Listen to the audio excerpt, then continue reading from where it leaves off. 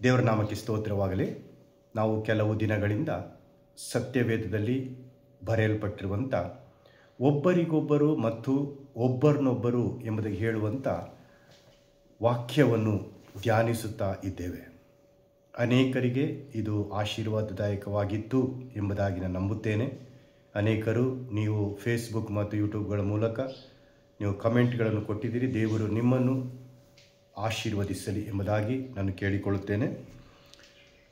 ಇವತ್ತು ನಾವು ಧ್ಯಾನಿಸಲಿಕ್ಕಿರುವಂಥ ಮೂರನೆಯ ವಾಕ್ಯ ಭಾಗ ಪೌಲನು ಥೆಸಲೋನಿಕದವರಿಗೆ ಬರೆದ ಮೊದಲನೇ ಪತ್ರಿಕೆ 4ನೇ ಅಧ್ಯಾಯದ 18ನೆಯ ವಚನ. ಪೌಲನು ಥೆಸಲೋನಿಕದವರಿಗೆ ಬರೆದ ಮೊದಲನೇ ಪತ್ರಿಕೆ 4ನೇ ಅಧ್ಯಾಯದ 18ನೆಯ ವಚನ. ಅಲ್ಲಿ ಹೀಗೆ ದೇವರ ವಾಕ್ಯ ಹೇಳ್ತದೆ, ಆದ ಕಾರಣ ಈ ಮಾತುಗಳಿಂದ ಒಬ್ಬರನ್ನೊಬ್ಬರು ಸಂತೈಸಿರಿ. ಆದ ಕಾರಣ ಈ ಮಾತುಗಳಿಂದ ಒಬ್ಬರನ್ನೊಬ್ಬರು ಸಂತೈಸಿರಿ. ಸತ್ಯವೇದದಲ್ಲಿ ಕೆಲವು ಕಡೆಗಳಲ್ಲಿ ಆದ ಕಾರಣ, ಆದುದರಿಂದ, ನಂತರ ಎಂಬುದಾಗಿ ಹೇಳುವಂಥ ಪದಗಳು ಬರುವಾಗ ನಾವು ಯಾವತ್ತೂ ಅದರ ಹಿಂದೆ ಏನು ಹೇಳ್ತದೆ ಎಂಬುದಾಗಿ ಹೇಳುವಂಥದ್ದನ್ನು ಗಮನಿಸುವಂಥದ್ದು, ಧ್ಯಾನಿಸುವಂಥದ್ದು ಬಹಳ ಪ್ರಾಮುಖ್ಯವಾದಂಥ ಸಂಗತಿಯಾಗಿದೆ. ಭಕ್ತನು ಹೇಳುವಾಗ ಈ ಮಾತುಗಳಿಂದ ನೀವು ಒಬ್ಬರನ್ನೊಬ್ಬರು ಸಂತೈಸಬೇಕು. ಯಾರು ಯಾರನ್ನು ಸಂತೈಸಬೇಕೆಂಬುದಾಗಿ ನಾವು ನೋಡುವುದಾದರೆ 13ನೇ ವಚನದಿಂದ ಕೆಲವು ಮಾತುಗಳಲ್ಲಿ ಬರೆಯಲ್ಪಟ್ಟಂಥದ್ದನ್ನು ನಾವು ಕಾಣುವರಾಗಿದ್ದೇವೆ. ಅಲ್ಲಿಯೇ ಹೆಡ್ಲೈನ್ನಲ್ಲಿ ದೇವರ ವಾಕ್ಯ ಹೇಳ್ತದೆ, ಯೇಸು ಕರ್ತನು ಪ್ರತ್ಯಕ್ಷನಾಗುವುದಕ್ಕೆ ಮುಂಚಿತವಾಗಿ ಸಾಯುವ ಭಕ್ತರನ್ನು ಕುರಿತದ್ದು ಎಂಬುದಾಗಿ.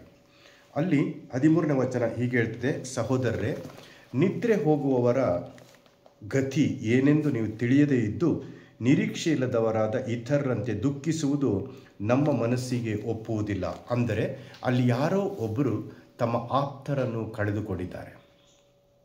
ಆಪ್ತರನ್ನು ಕಳೆದುಕೊಂಡು ಅವರು ದುಃಖಿಸುತ್ತಾ ಇದ್ದಾರೆ. ದುಃಖಿಸುತ್ತಿರುವಂಥ ಆ ಸಮಯದಲ್ಲಿ ಭಕ್ತನಾದ ಪೌಲನು ಹೇಳ್ತಾನೆ, ನೀವು ದುಃಖಿಸಬಾರದು. ಯಾರ ಹಾಗೆ? ನಿರೀಕ್ಷೆ ಇಲ್ಲದಂಥ ಇತರರ ಹಾಗೆ ದುಃಖಿಸಬಾರದು. ಹಾಗಾದರೆ ದೇವಜನರಾದ ನಮಗೆ ನಿರೀಕ್ಷೆ ಇದೆ. ಅಲ್ಲಿ ಬರೆಯಲ್ಪಟ್ಟಿದೆ, ನಿದ್ರೆ ಹೋಗುವವರ ಗತಿ. ನಿದ್ರೆ ಹೋಗುವುದು ಎಂಬುದಾಗಿ ಹೇಳುವುದಾದರೆ ಅಲ್ಲಿ ಅವರು ತೀರಿ ಹೋಗುವಂಥದ್ದು ಅಥವಾ ಸಾಯುವುದು ಎಂಬುದಾಗಿ ಕಂಡುಕೊಳ್ತೇವೆ. ದೇವಭಕ್ತರ ಮರಣವನ್ನು ದೇವರ ವಾಕ್ಯ ಸಾವು ಎಂಬುದಾಗಿ ಹೇಳದೆ ಅದನ್ನು ನಿದ್ರೆ ಹೋಗುವುದು ಎಂಬುದಾಗಿ ಹೇಳುವಂಥದ್ದನ್ನು ನಾವು ದೇವರ ವಾಕ್ಯದಲ್ಲಿ ಕಂಡುಕೊಳ್ಳುತ್ತೇವೆ. ಯಾಯಿರನ ಮಗಳು ತೀರಿ ಹೋದಂಥ ಸಮಯದಲ್ಲಿ ಯೇಸು ಕ್ರಿಸ್ತನು ಕೂಡ ಆ ಮನೆಗೆ ಹೋಗಿ ಆತನು ಹೇಳುವಂಥದ್ದು, ಆಕೆ ಸತ್ತಿಲ್ಲ, ನಿದ್ದೆ ಮಾಡುತ್ತಾ ಇದ್ದಾಳೆ. ಸ್ನೇಹಿತನಾದ ಲಾಜರ್ನ ಮನೆಗೆ ಆತನು ಹೋಗುವಾಗ ತನ್ನ ಶಿಷ್ಯರಿಗೆ ಹೇಳುವಂಥದ್ದು, ಆತನು ನಿದ್ರೆ ಮಾಡುತ್ತಾ ಇದ್ದಾನೆ. ಹಾಗಾದರೆ ಭಕ್ತರ ಮರಣವನ್ನು ಮರಣ ಅಥವಾ ಸಾವು ಎಂಬುದಾಗಿ ಹೇಳದೆ ನಿದ್ರೆ ಹೋಗುವುದು ಎಂಬುದಾಗಿ ದೇವರ ವಾಕ್ಯದಲ್ಲಿ ಬರೆಯಲ್ಪಟ್ಟಿದೆ. ಹೀಗಿರುವಾಗ ಹಾಗೆ ಯಾರಾದರೂ ನಮ್ಮ ಆಪ್ತರನ್ನು ಕಳೆದುಕೊಂಡಿದ್ದರೆ ನಾವು ದುಃಖ ಬರುವಂಥದ್ದು ಸಹಜ. ಆದರೆ ನಿರೀಕ್ಷೆ ಇಲ್ಲದಂಥ ಜನರ ಹಾಗೆ ನಾವು ದುಃಖಿಸಬಾರದು. ಲೋಕದಲ್ಲಿ ಇರುವಂಥ ಜನರಿಗೆ ನಿರೀಕ್ಷೆ ಇಲ್ಲ.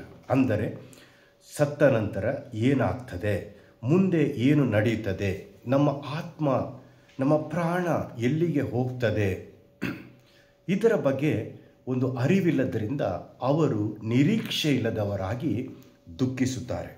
ಆದರೆ ದೇವರ ವಾಕ್ಯದಲ್ಲಿ ಭಕ್ತನು ಹೇಳುತ್ತಾನೆ, ನಿರೀಕ್ಷೆ ಇಲ್ಲದವರಾದ ಇತರರಂತೆ ನೀವು ದುಃಖಿಸಬಾರದು, ಅದು ನನ್ನ ಮನಸ್ಸಿಗೆ ಒಪ್ಪುವುದಿಲ್ಲ ಎಂಬುದಾಗಿ ಆತನು ಹೇಳ್ತಾನೆ.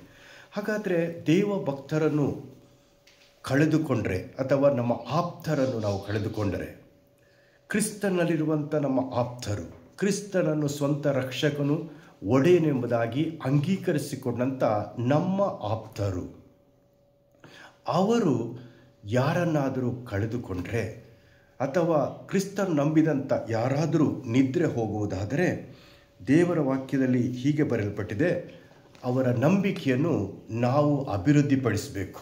ದುಃಖಿಸುವಂಥ ಜನರು ಅವರ ನಂಬಿಕೆಯನ್ನು ನಾವು ಅಭಿವೃದ್ಧಿಪಡಿಸಬೇಕು. ದುಃಖ ಬರುವಂಥದ್ದು ಸಹಜ. ದುಃಖದಲ್ಲಿಯೂ ನಾವು ನಿರೀಕ್ಷೆ ಉಳ್ಳವರಾಗಿರಬೇಕು ಎಂಬುದಾಗಿ ಹೇಳುವಂಥದ್ದನ್ನು ಆತನು ಬೋಧಿಸ್ತಾನೆ. ಆತನು ಹೇಳುವಂಥದ್ದು, ಯೇಸು ಸತ್ತು ಜೀವಿತನಾಗಿ ಎದ್ದನೆಂದು ನಾವು ನಂಬಿದ ಮೇಲೆ ಅದರಂತೆ ಯೇಸುವಿನಲ್ಲಿದ್ದುಕೊಂಡು ನಿದ್ರೆ ಹೋಗುವವರನ್ನು ಸಹ ದೇವರು ಆತನೊಡನೆ ಕರಕೊಂಡು ಬರುವನೆಂದು ನಂಬಬೇಕಲ್ಲವೇ? ನಮ್ಮ ವಿಶ್ವಾಸ ಜೀವಿತದ ಒಂದು ನಂಬಿಕೆಯಲ್ಲಿ ಇದು ಕೂಡ ಒಂದಾಗಿದೆ. ಯಾಕಂದರೆ ಅಲ್ಲಿ ಬರೆಯಲ್ಪಟ್ಟಿದೆ, ಯೇಸು ಕ್ರಿಸ್ತನು ಆತನು ಸತ್ತು ಜೀವಿತನಾಗಿ ಎದ್ದನೆಂದು ನಾವು ನಂಬುವುದಾದರೆ, ಅದೇ ರೀತಿಯಲ್ಲಿ ಯೇಸು ಕ್ರಿಸ್ತನಲ್ಲಿರುವಂಥವ್ರನ್ನು ಕೂಡ ಆತನು ಎಬ್ಬಿಸಿ ತನ್ನ ಜೊತೆಯಲ್ಲಿ ಆತನು ಕರ್ಕೊಂಡು ಬರುವವನಾಗಿದ್ದಾನೆಂಬುದಾಗಿ ನಾವು ನಂಬಬೇಕು ಮತ್ತು ತಿಳಿದಿರಬೇಕು. ಇದು ಬಹಳ ಪ್ರಾಮುಖ್ಯವಾದಂಥ ಒಂದು ಸಂಗತಿಯಾಗಿದೆ. ಅದನ್ನು ಭಕ್ತನು ಇನ್ನು ಮುಂದೆ ಬಹಳ ಸುಂದರವಾಗಿ ಆತನು ವಿವರಿಸ್ತಾನೆ. ನಾವು ಕರ್ತನ ಮಾತಿನ ಆಧಾರದಿಂದ ನಿಮಗೆ ಹೇಳುವುದೇನೆಂದರೆ, ಕರ್ತನು ಪ್ರತ್ಯಕ್ಷನಾಗುವವರೆಗೂ ಜೀವದಿಂದುಳಿದಿರುವ ನಾವು ನಿದ್ರೆ ಹೋದವರಿಂದ ಮುಂದಾಗುವುದಿಲ್ಲ. ಕರ್ತನ ಪ್ರತ್ಯಕ್ಷತೆಯವರೆಗೆ, ಕರ್ತನ ಬರೋಣದವರೆಗೆ ನಾವು ಈ ನಿದ್ರೆ ಮಾಡುವಂಥವ್ರು, ಅಂದರೆ ಕ್ರಿಸ್ತನಲ್ಲಿ ಈ ಲೋಕವನ್ನು ತ್ಯಜಿಸಿದಂಥವರು, ಅವರಿಗಿಂತ ನಾವು ಮುಂದೆ ಆಗುವುದೇ ಇಲ್ಲ. ಕರ್ತನು ತಾನೇ ಆಜ್ಞಾಘೋಷದೊಡನೆಯೋ ದೇವರ ತುತ್ತೂರಿ ಧ್ವನಿಯೊಡನೆಯೋ ಪ್ರಧಾನ ದೂತನ ಶಬ್ದದೊಡನೆಯೋ ಆತನು ಆಕಾಶದಿಂದ ಇಳಿದು ಬರುವನು. ಇದು ದೇವಜನರಾದ ನಮ್ಮ ನಿರೀಕ್ಷೆಯಾಗಿದೆ. ನಾವು ಇವತ್ತು ಕಾಯುತ್ತಾ ಇರುವಂಥದ್ದು ನಮ್ಮ ಕರ್ತನ ಬರೋಣವನ್ನು. ಆತನ ಬರೋಣದ ಎಲ್ಲ ಸೂಚನೆಗಳು ಇವತ್ತಿನ ದಿನಗಳಲ್ಲಿ ನಮ್ಮ ಸುತ್ತಮುತ್ತಲು ನಾವು ಕಾಣುತ್ತಿರುವಾಗ ಕ್ರಿಸ್ತನ ಬರೋಣ ಸಮೀಪವಾಗಿದೆ. ಆತನು ತನ್ನ ಸಭೆಯನ್ನು ತೆಗೆದುಕೊಂಡು ಹೋಗುವುದಕ್ಕಾಗಿ ಮಧ್ಯಾಕಾಶಕ್ಕೆ ಆತನು ಬರುವವನಾಗಿದ್ದಾನೆ ಎಂಬುದಾಗಿ ನಾವು ಆ ಅಧ್ಯಯನದಲ್ಲಿ ಅದನ್ನು ಕಂಡುಕೊಳ್ಳೋರಾಗಿದ್ದೇವೆ. ಇಂಥ ಸಮಯದಲ್ಲಿ ಆಕಾಶದಿಂದ ಆತನು ಇಳಿದು ಬರುವಂಥ ಸಮಯದಲ್ಲಿ ಮೊದಲು ಆಗುವಂಥ ಕಾರ್ಯ, ಕ್ರಿಸ್ತನಲ್ಲಿ ಇದ್ದ ಸತ್ತವರು ಅಥವಾ ಕ್ರಿಸ್ತನಲ್ಲಿರುವ ಸತ್ತವರು ಮೊದಲು ಎದ್ದು ಬರುವರು. ಒಂದು ವೇಳೆ ಒಬ್ಬ ಮನುಷ್ಯನು ಕ್ರಿಸ್ತನನ್ನು ನಂಬಿದವನಾಗಿ ಇಹಲೋಕವನ್ನು ತ್ಯಜಿಸಿದರೆ ಅವನು ಕ್ರಿಸ್ತನ ಬರೋಣದಲ್ಲಿ ಅವರು ಮೊದಲು ಎದ್ದು ಬರುವರು. ಯಾಕಂದರೆ ಅವರ ಶರೀರವು ಈ ಭೂಮಿಯ ಮಣ್ಣಿನಲ್ಲಿ ಇಡಲ್ಪಡುತ್ತದೆ, ಅವರ ಆತ್ಮವು ದೇವರ ಬಳಿಗೆ ಹೋಗಿರುತ್ತದೆ. ಆ ಬರೋಣದ ಸಮಯದಲ್ಲಿ ಅವರ ಆತ್ಮಗಳು ಹಿಂತಿರುಗಿ ಬಂದು ಆ ಮೃತ ದೇಹದೊಳಗೆ ಅಥವಾ ಮರ್ತ್ಯ ದೇಹದೊಳಗೆ, ಅದು ಮೃತ ದೇಹದೊಳಗೆ ಸೇರಿಕೊಂಡು ಅವರು ಮೊದಲು ಎದ್ದು ಬರ್ತಾರೆ. ಆಮೇಲೆ ಜೀವದಿಂದಿಳಿದಿರುವ ನಾವು ಕೂಡ, ಅಂದರೆ ಕ್ರಿಸ್ತನಲ್ಲಿ ನಂಬಿಕೆ ಇಟ್ಟಂಥ ನಾವು ಕೂಡ ಏನು ಮಾಡ್ತೇವೆ, ಅಂತರಿಕ್ಷದಲ್ಲಿ ಕರ್ತನನ್ನು ಎದುರುಗೊಳ್ಳೋದಕ್ಕಾಗಿ ಅವರ ಸಂಗಡಲೇ ಮೇಘವಾಹನರಾಗಿ ಒಯ್ಯಲ್ಪಡುತ್ತೇವೆ. ಇದು ಕ್ರಿಸ್ತನನ್ನು ನಂಬಿದಂಥವರಿಗೆ ಇರುವಂಥ ಒಂದು ನಿರೀಕ್ಷೆ, ಯೇಸುವಿನ ಬರೋಣ ಎಂಬುದಾಗಿ ನಾವು ನೋಡುತ್ತೇವೆ. ಅದಕ್ಕೆ ಇವತ್ತಿನ ದಿನದಲ್ಲಿ ಸಾಧಾರಣವಾಗಿ ರ್ಯಾಪ್ಚರ್ ಎಂಬುದಾಗಿ ಇಂಗ್ಲಿಷ್ ಭಾಷೆಯಲ್ಲಿ ಹೇಳುವಂಥದ್ದನ್ನು ನಾವು ಕಾಣೋರಾಗಿದ್ದೇವೆ. ಆದರೆ ಇಂಗ್ಲಿಷ್ ಭಾಷೆಯಲ್ಲಿರುವಂಥ ರ್ಯಾಪ್ಚರ್ ಎಂಬುದಾಗಿ ಹೇಳುವಂಥ ನಾವು ಪದ, ಅದು ಸತ್ಯವೇದದಲ್ಲಿ ಇಲ್ಲ. ಯಾಕಂದರೆ ಆ ಕೂಡಲೇ ನಾವಲ್ಲಿ ಪಕ್ಕನೆ ಒಯ್ಯಲ್ಪಡುವೆವು ಎಂಬುದಾಗಿ ಹೇಳುವಂಥ ಪದವು ಇಂಗ್ಲೀಷ್ನಲ್ಲಿ ಕಾಟಪ್ ಎಂಬುದಾಗಿ ಇದೆ, ಅಂದರೆ ಕಾಟಪ್ ಎಂಬುದಾಗಿ. ಹಾಗಾದರೆ ಗ್ರೀಕ್ ಭಾಷೆಗೆ ಹೋಗೋದಾದರೆ ಅದಕ್ಕೆ ಹರ್ಪಾಝೋ ಎಂಬುದಾಗಿ ಹೇಳುವಂಥ ಪದ ನಾವು ಕಂಡುಕೊಳ್ಳುತ್ತೇವೆ. ಆದರೆ ರ್ಯಾಪ್ಚರ್ ಎಂಬುದಾಗಿ ಹೇಳುವಂಥ ಪದ ಎಲ್ಲಿಂದ ಬಂತು ಎಂಬುದಾಗಿ ನಾವು ನೋಡೋದಾದರೆ ಅದು ಲ್ಯಾಟಿನ್ ಬೈಬಲ್ನಿಂದ ಬಂದಂಥ ಒಂದು ಮಾತಾಗಿದೆ. ಲ್ಯಾಟಿನ್ ಬೈಬಲ್ನಲ್ಲಿ ಅದಕ್ಕೆ ಆ ಪಕ್ಕನೆ ಒಯ್ಯಲ್ಪಡುವಂಥ ಪದಕ್ಕೆ ರ್ಯಾಪಿಮರ್ ಎಂಬುದಾಗಿ ಹೇಳ್ತಾರೆ. ಅದು ರ್ಯಾಪ್ಚುರೋ ಅಥವಾ ರ್ಯಾಪ್ಟಸ್ ಅಂತ ಹೇಳುವಂಥ ಪದದಿಂದ ಬಂದಂಥ ಒಂದು ಇದಾಗಿದೆ. ಆದುದರಿಂದ ಈ ಲ್ಯಾಟಿನ್ ಭಾಷೆಯ ಈ ಪದದ ಮೇಲೆ ಬೈಬಲ್ ಪಂಡಿತರು ಅದನ್ನು ರ್ಯಾಪ್ಚರ್ ಎಂಬುದಾಗಿ ಹೇಳುತ್ತಾರೆ ಎಂಬುದಾಗಿ ನಾವು ಅರ್ಥ ಮಾಡಿಕೊಳ್ಳಬೇಕಾಗಿದೆ. ಆಗ ಆ ರ್ಯಾಪ್ಚರ್ನ ಸಮಯದಲ್ಲಿ, ಸಭೆ ಎತ್ತಲ್ಪಡುವಂಥ ಸಮಯದಲ್ಲಿ, ಮೊದಲು ಕ್ರಿಸ್ತನಲ್ಲಿ ಭಕ್ತರಾಗಿ ಯಾರು ತೀರಿ ಹೋಗಿರ್ತಾರೋ, ಯಾರು ನಿದ್ರೆ ಮಾಡುತ್ತಾ ಇರ್ತಾರೋ ಅವರು ಮೊದಲು ಎದ್ದು ಬರುತ್ತಾರೆ. ಆಮೇಲೆ ಜೀವದೊಂದಿಳಿದಿರುವ ನಾವು ಕೂಡ ಮಾರ್ಪಟ್ಟು ನಾವು ಮಹಿಮೆಯ ಶರೀರವನ್ನು ಹೊಂದಿಕೊಂಡು, ಹೊಸ ಶರೀರವನ್ನು ಹೊಂದಿಕೊಂಡು ನಾವು ಕೂಡ ಏನಾಗ್ತೇವೆ, ಎತ್ತಲ್ಪಡುತ್ತೇವೆ. ಇದರ ಬಗ್ಗೆ ಹೆಚ್ಚಿನ ವಿವರಗಳು ಬೇಕಾದರೆ ಯೇಸು ಕ್ರಿಸ್ತನ ಬರುಣದ ವಿಷಯವಾಗಿ ನಾನು 15 ಎಪಿಸೋಡ್ಗಳನ್ನು ಯೂಟ್ಯೂಬ್ನಲ್ಲಿ ಅಪ್ಲೋಡ್ ಮಾಡಿದ್ದೇನೆ. ಅದರಲ್ಲಿ ನೀವು ಅದರ ಬಗ್ಗೆ ಸ್ಪಷ್ಟವಾಗಿ ತಿಳಿದುಕೊಳ್ಳಬಹುದು. ಅಂದರೆ ನಾವು ಎತ್ತಲ್ಪಡುವಾಗ ನಮ್ಮ ಮಹಿಮೆಯ ಶರೀರ ಹೇಗಿರ್ತದೆ, ನಾವು ಯಾವ ರೀತಿ ಎತ್ತಲ್ಪಡುತ್ತೇವೆ ಎಂಬುದಾಗಿ ಅದನ್ನು ಅಲ್ಲಿ ವಿವರವಾಗಿ ನಾನು ಹೇಳಿದ್ದೇನೆ. ಪ್ರಿಯರೇ, ಹೀಗಿರುವಾಗ ಆ ಸಮಯದಲ್ಲಿ ನಾವು ಮಹಿಮೆಯ ಶರೀರವನ್ನು ಹೊಂದಿಕೊಂಡು ನಾವು ಅವರೊಂದಿಗೆ ಮೇಘವಾಹನರಾಗಿ ನಾವು ಪಕ್ಕನೆ ಒಯ್ಯಲ್ಪಟ್ಟು ನಾವು ಯೇಸು ಕ್ರಿಸ್ತರನ್ನು ಮಧ್ಯಾಕಾಶದಲ್ಲಿ ಸಂಧಿಸುತ್ತೇವೆ. 3ನೇ ಆಕಾಶದಿಂದ ಯೇಸು ಕ್ರಿಸ್ತನು ಮಧ್ಯಾಕಾಶಕ್ಕೆ ಬರ್ತಾನೆ. ಕ್ರಿಸ್ತನ ಸಭೆ ಅಂದರೆ ಯಾರ್ಯಾರು ಯೇಸು ಕ್ರಿಸ್ತನನ್ನು ಸ್ವಂತ ರಕ್ಷಕನು ಒಡೆಯನೆಂಬುದಾಗಿ ಅಂಗೀಕರಿಸಿಕೊಂಡು ಆತನ ವಾಕ್ಯದ ಪ್ರಕಾರವಾಗಿ ಜೀವಿಸ್ತಾ ಇರ್ತಾರೋ, ಆತನ ವಾಕ್ಯಕ್ಕೆ ಅನುಗುಣವಾಗಿ ಜೀವಿಸ್ತಾ ಇರ್ತಾರೋ ಅಂಥವರು ಏನಾಗ್ತಾರೆ, ಪಕ್ಕನೆ ಈ ಭೂಮಿಯಿಂದ ಕಾಣಲ್ಪಡುತ್ತಾರೆ. ಒಂದು ವೇಳೆ ಆಪ್ತರನ್ನು ಕಳೆದುಕೊಂಡಂಥ ವ್ಯಕ್ತಿಗಳಿಗೆ, ದೇವಜನರಿಗೆ ನಾವು ಹೇಳಬೇಕಾದಂಥ ಮಾತು ಇದೇ ಆಗಿದೆ. ಅದಕ್ಕಾಗಿ ಭಕ್ತನು ಹೇಳ್ತಾನೆ, ಆದ ಕಾರಣ ಈ ಮಾತುಗಳಿಂದ, ಯಾವ ಮಾತುಗಳಿಂದ, ಅಂಥವರಲ್ಲಿ ನಾವು ಯೇಸುವಿನ ಬರೋಣದ ಬಗ್ಗೆ ಆ ಒಂದು ಉತ್ಸಾಹವನ್ನು ಹುಟ್ಟಿಸಬೇಕು. ಅವರು ನಾವು ಕಂಫರ್ಟ್ ಮಾಡಬೇಕು, ಅವರು ನಾವು ಸಂತೈಸಬೇಕು, ಅವರು ನಾವು ಸಮಾಧಾನ ಮಾಡಬೇಕು. ಹಳೆಯ ಕಥೆಗಳನ್ನು ಅಥವಾ ಯಾವುದಾದ್ರು ಬೇರೆ ಕಥೆಗಳನ್ನು ಹೇಳಿ ಅವರನ್ನು ಸಮಾಧಾನ ಪಡಿಸಲಿಕ್ಕೆ ದೇವರ ವಾಕ್ಯ ಹೇಳಲಿಲ್ಲ. ಅವರನ್ನು ಸಂತೈಸಬೇಕಾದ್ರೆ ನಾವು ಯೇಸು ಕ್ರಿಸ್ತನ ಬರೋಣದಲ್ಲಿ ಆಗಲಿಕ್ಕಿರುವಂಥ ಆ ಘಟನೆಯನ್ನು ನಾವು ಅವರಿಗೆ ವಿವರವಾಗಿ ಹೇಳುವಾಗ ಆ ವಾಕ್ಯಗಳು ಅವರ ಒಳಗೆ ಸಂತೈಸುವಿಕೆಯನ್ನು ಕೊಡುತ್ತದೆ. ಆ ವಾಕ್ಯಗಳು ಅವರ ಒಳಗೆ ಒಂದು ಬಲವನ್ನು ಕೊಡ್ತದೆ. ಅವರ ನಂಬಿಕೆ ಇನ್ನೂ ದೃಢವಾಗುವಂತೆ ಮಾಡ್ತದೆ.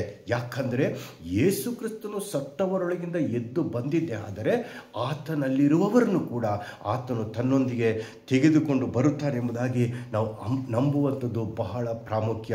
ಪ್ರಿಯರೇ, ಕ್ರಿಸ್ತನ ಬರೋಣ ಸಮೀಪಿಸ್ತಾ ಇದೆ. ಆತನ ಬರೋಣ ಅಥವಾ ಸಭೆ ಎತ್ತಲ್ಪಡುವಿಕೆಯ ಸಮಯಗಳು ಎಲ್ಲವೂ ಅದು ಈ ಪ್ರವಾದನೆಗಳು ನೆರವೇರಿದಂಥ ಕಾಲದಲ್ಲಿ ನಾವಿದ್ದೇವೆ. ಇನ್ನು ಅಲ್ಪ ಕಾಲದಲ್ಲಿ ನಮ್ಮ ಕರ್ತನ ಬರೋಣ ಆಗಲಿಕ್ಕಿದೆ. ಆ ಬರೋಣದಲ್ಲಿ ನಾನು ಹೋಗಬೇಕಾದ್ರೆ ಅಥವಾ ನಾನು ನೀವು ಹೋಗಬೇಕಾದ್ರೆ ಮೊದಲದಾಗಿ ನಮ್ಮ ಜೀವಿತದಲ್ಲಿ ನಾವು ಯೇಸು ಕ್ರಿಸ್ತನನ್ನು ಸ್ವಂತ ರಕ್ಷಕನು ಒಡೆಯನೆಂಬುದಾಗಿ ಅಂಗೀಕರಿಸಿಕೊಂಡಿರಬೇಕು. ಯಾಕೆ ನಾನು ಇದನ್ನು ಹೇಳ್ತೇನೆ ಅಂದರೆ, ಇವತ್ತಿನ ದಿನಗಳಲ್ಲಿ ದೇವರ ಸಭೆಯಲ್ಲಿ ಬೇರೆ ಬೇರೆ ರೀತಿಯ ಜನರಿದ್ದಾರೆ. ಯಾಕೆ ಅಂತ ಹೇಳಿದ್ರೆ, ಒಂದು ಜನರು ರೋಗಗಳಿಂದ ಗುಣ ಹೊಂದಿದವರಾಗಿ ದೇವರ ಸಭೆಯಲ್ಲಿರ್ತಾರೆ. ನೀವು ಹೇಗೆ ದೇವರನ್ನು ಕಂಡುಕೊಂಡ್ರಿ ಎಂಬುದಾಗಿ ಹೇಳುವುದಾದರೆ ಅವರು ಹೇಳ್ತಾರೆ, ನಮಗೆ ರೋಗ ಇತ್ತು, ಯೇಸು ಗುಣ ಮಾಡಿದ ಎಂಬುದಾಗಿ. ಅಷ್ಟರಲ್ಲೇ ಅವರ ನಂಬಿಕೆ ಇರ್ತದೆ. ಇನ್ನು ಕೆಲವರು ಹೇಳ್ತಾರೆ, ನಾನು ಎಲ್ಲ ಕಡೆಗೆ ಹೋದೆ, ನನಗೆ ಎಲ್ಲಿ ಸಮಾಧಾನ ಸಿಕ್ಕಲಿಲ್ಲ, ಯೇಸು ಕ್ರಿಸ್ತನು ನಿಜ ದೇವರು ಎಂಬುದಾಗಿ ತಿಳಿದುಕೊಂಡೆ. ಪ್ರಿಯರೇ, ಇದು ಕೂಡ ಅಪಾಯವಾಗಿದೆ. ಇನ್ನು ಕೆಲವರು ನನ್ನ ಗಂಡ ಕುಡಿಕತನ ಬಿಟ್ಟ, ನನಗೆ ಒಳ್ಳೆಯದಾಯಿತು, ನನಗೆ ಆಶೀರ್ವಾದ ಆಯಿತು ಎಂಬುದಾಗಿ ಹೇಳುವಂಥ ಜನರು ಕೂಡ ಸಭೆಯಲ್ಲಿ ಇದ್ದಾರೆ. 4ನೇದಾಗಿ ಯೇಸು ಕ್ರಿಸ್ತರನ್ನು ಸ್ವಂತ ರಕ್ಷಕನು ಒಡೆಯನೆಂಬುದಾಗಿ ಅಂಗೀಕರಿಸಿಕೊಂಡು ತಮ್ಮ ಪಾಪಗಳಿಗಾಗಿ ಪಶ್ಚಾತ್ತಾಪಪಟ್ಟು ಆತನನ್ನು ತನ್ನ ಹೃದಯದಲ್ಲಿ ಅಂಗೀಕರಿಸಿಕೊಂಡು ಹೊಸದಾಗಿ ಹುಟ್ಟಿದಂಥ ಅನುಭವದಲ್ಲಿ ದೇವರ ಸಭೆಯಲ್ಲಿ ಯಾರಿರ್ತಾರೋ ಅವರು ಮಾತ್ರ ಯೇಸು ಕ್ರಿಸ್ತನ ಬರಣದಲ್ಲಿ ಎತ್ತಲ್ಪಡುತ್ತಾರೆ. ಯಾಕಂದರೆ ಯೇಸು ಹೇಳ್ತಾನೆ, ಒಬ್ಬ ಮನುಷ್ಯನು ಹೊಸದಾಗಿ ಹುಟ್ಟದಿದ್ದರೆ ಅವನು ದೇವರ ರಾಜ್ಯವನ್ನು ಕಾಣಲಾರನು. ನೀರಿನಿಂದಲೂ ಆತ್ಮನಿಂದಲೂ ಹುಟ್ಟದಿದ್ದರೆ ಅವನು ದೇವರ ರಾಜ್ಯವನ್ನು ಪ್ರವೇಶಿಸಲಾರನು ಎಂಬುದಾಗಿ, ಸೇರಲಾರನೆಂಬುದಾಗಿ ದೇವರ ವಾಕ್ಯ ನಮಗೆ ಸ್ಪಷ್ಟವಾಗಿ ಹೇಳುವಂಥದ್ದಾಗಿದೆ. ಆದ್ದರಿಂದ ಒಂದು ವೇಳೆ ಕ್ರಿಸ್ತನ ನಂಬಿಕೆ ಇಟ್ಟುಕೊಂಡು ನಾವು ಕಾಯಿಲೆ ಗುಣ ಆಗಿದೆ ಎಂಬುದಾಗಿ ಬರುವುದಾದರೂ, ಆಶೀರ್ವಾದ ಸಿಕ್ಕಿದೆ ಎಂಬುದಾಗಿ ಬರುವುದಾದರೂ, ನನ್ನ ಗಂಡ ಕುಡಿಕತನದಿಂದ ಬಿಟ್ಟಿದ್ದಾನೆ ಎಂಬುದಾಗಿ ಬರುವುದಾದರೂ, ಅಥವಾ ಯೇಸು ಒಳ್ಳೆ ದೇವರು ಎಂಬುದಾಗಿ ಬರುವುದಾದರೂ ನಮಗೆ ಬಿಡುಗಡೆ ಆಗಲಿಕ್ಕೆ ಕಷ್ಟ ಆಗ್ತದೆ. ನಮಗೆ ಆ ರಕ್ಷಣೆಯ ನಂಬಿಕೆ ಬಹಳ ಪ್ರಾಮುಖ್ಯ. Saving faith is very important. ನಮ್ಮ ಜೀವಿತದಲ್ಲಿ ಈ ರಕ್ಷಣೆಯ ನಂಬಿಕೆ, ರಕ್ಷಿಸಲ್ಪಟ್ಟಂಥ ನಂಬಿಕೆ ನಮಗಿರುವುದಾದರೆ ಅಂಥವರು ಯೇಸುವಿನ ಬರೋಣದಲ್ಲಿ ಕಾಣಲ್ಪಡುತ್ತಾರೆ, ಎತ್ತಲ್ಪಡುತ್ತಾರೆ. ಯೇಸು ಅಂಥವ್ರನ್ನು ತೆಗೆದುಕೊಂಡು ಆತನು ಹೋಗ್ತಾನೆ. ಆತನು ಹೇಳಿದ್ದಾನೆ, ನನ್ನ ತಂದೆಯ ಮನೆಯಲ್ಲಿ ಬಹಳ ಬಿಡಾರಗಳು ಅವೆ, ಇಲ್ಲದಿದ್ದರೆ ನಿಮಗೆ ಹೇಳುತ್ತಿದ್ದನು, ನಾನು ನಿಮಗೆ ಸ್ಥಳವನ್ನು ಸಿದ್ಧ ಮಾಡೋದಕ್ಕೆ ಹೋಗುತ್ತೇನೆ. ಬಿಡಾರಗಳು ಎಂಬುದಾಗಿ ಹೇಳಿದ್ರೆ ಮ್ಯಾನ್ಷನ್, ಸ್ಥಾನಗಳು, ಪೊಸಿಷನ್ಗಳು ಆಗಿದೆ. ಆದ್ದರಿಂದ ಆತನ ಬರೋಣ, ರ್ಯಾಪ್ಚರ್ ಅಥವಾ ಎತ್ತಲ್ಪಡುವಿಕೆ ಅದು ಅತಿ ಸಮೀಪವಾಗಿದೆ. ನೀವು ನಿಮ್ಮನ್ನೇ ಸಿದ್ಧ ಮಾಡಿಕೊಳ್ಳೋದಾದರೆ ನಾವು ಕರ್ತನ ಬರೋದಲ್ಲಿ ಪಾಲ್ಗೊಳ್ಳಬಹುದು. ಅಥವಾ ದುಃಖದಲ್ಲಿರುವಂಥ ಜನರಿಗೆ, ನಿರೀಕ್ಷೆ ಇಲ್ಲದಂಥ ಜನರಿಗೆ ಈ ಮಾತುಗಳನ್ನು ಹೇಳಿ ನೀವು ಒಬ್ಬರನ್ನೊಬ್ಬರು ಸಂತೈಸಬೇಕೆಂಬುದಾಗಿ ದೇವರ ವಾಕ್ಯ ನಮಗೆ ಎಚ್ಚರಿಸುವಂಥದ್ದಾಗಿದೆ. ನಿಮ್ಮ ಜೀವಿತವನ್ನು ಪರೀಕ್ಷೆ ಮಾಡಿ ನೋಡಿ. ಮುಂದಿನ ದಿನಗಳಲ್ಲಿ ಈ ವಾಕ್ಯವನ್ನು ನಿಮಗೆ ಅಳವಡಿಸಿಕೊಂಡು ನೀವು ಇನ್ನೊಬ್ಬರಿಗೆ ಆಶೀರ್ವಾದದಾಯಕವಾಗಿ ಕಂಡುಬರುವಂತೆ ದೇವರು ನಿಮಗೆ ಸಹಾಯ ಮಾಡಲಿ. God bless you.